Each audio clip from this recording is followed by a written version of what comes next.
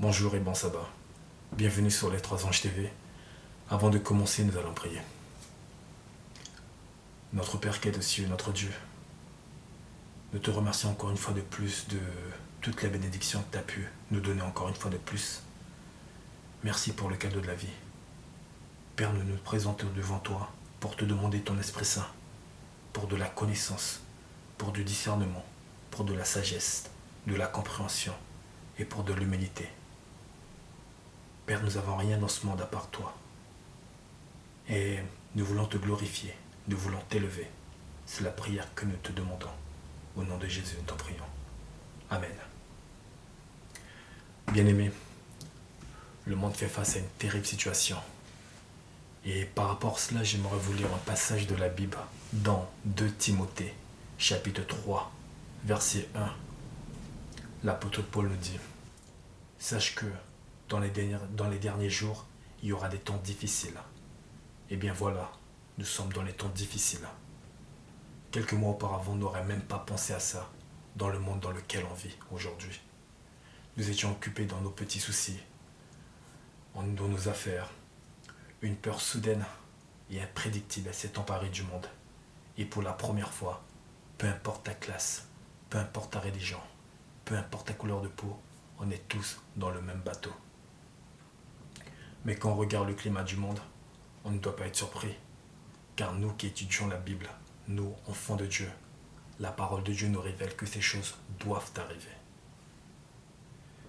Encore l'apôtre Paul, dans 1 Thessaloniciens, chapitre 5, versets 1 à 3, nous dit: pour ce qui est des temps et des moments, vous n'avez pas besoin, frères, qu'on vous en écrive, car vous savez bien vous-même que le jour du Seigneur viendra comme un voleur dans la nuit. Quand les hommes diront paix et sûreté, alors une ruine soudaine les surprendra, comme les douleurs de l'enfantement surprennent la femme enceinte, et ils n'échapperont point. Et on peut voir que tout le monde aujourd'hui se demande où aller, comment s'enfuir, y a-t-il un moyen? Mais il n'y a aucun endroit où aller, à part d'être sous la lumière de Dieu Tout-Puissant. Le psaume 91, verset 4, nous dit: tu trouveras un refuge sous ses ailes. Le seul endroit où il y a de l'espoir, c'est dans la parole de Dieu. C'est pour cela, bien-aimés, prions, jeûnons, intercédons pour ceux qui sont les plus touchés et pour ceux qui sont sur le front, en train de soigner et en train d'aider. On a la bonne parole et la porte du paradis, certes, est proche, mais est encore ouverte. Vous êtes peut-être enfermé à l'heure où je vous parle, mais sache que la porte que Dieu a mis ouverte devant vous n'est pas encore fermée. Et gloire à Dieu pour cela. Si vous cherchez dans le monde, vous verrez qu'il n'y a pas d'espoir. Le seul espoir se trouve en Jésus-Christ. La moisson est grande, mais il y a peu d'ouvriers. C'est ici, nous, le reste de la postérité, ceux qui gardent le commandement de Dieu et le témoignage de Jésus. Il est temps de s'élever. Allez-vous prendre position pour Dieu? Allez-vous répondre à son appel?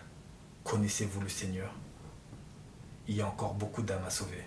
Le message des 3 anges doivent être proclamés dans le monde entier. Oui, mon appel est pour le reste de la postérité. Allez-vous répondre à l'appel de Dieu? J'aimerais vous quitter sur un psaume, le psaume 91, versets 5 à 7, qui nous dit: tu ne craindras ni les terreurs de la nuit, ni la flèche qui vole de jour, ni la peste qui marche dans les ténèbres, ni la contagion qui frappe en plein midi. Que 1000 tombent de ton côté et 10 000 à ta droite, tu ne seras point touché. Que le nom du Seigneur soit élevé et que sa volonté soit faite sur la terre comme dans les cieux. Bon sabbat à vous et bonne journée. Amen.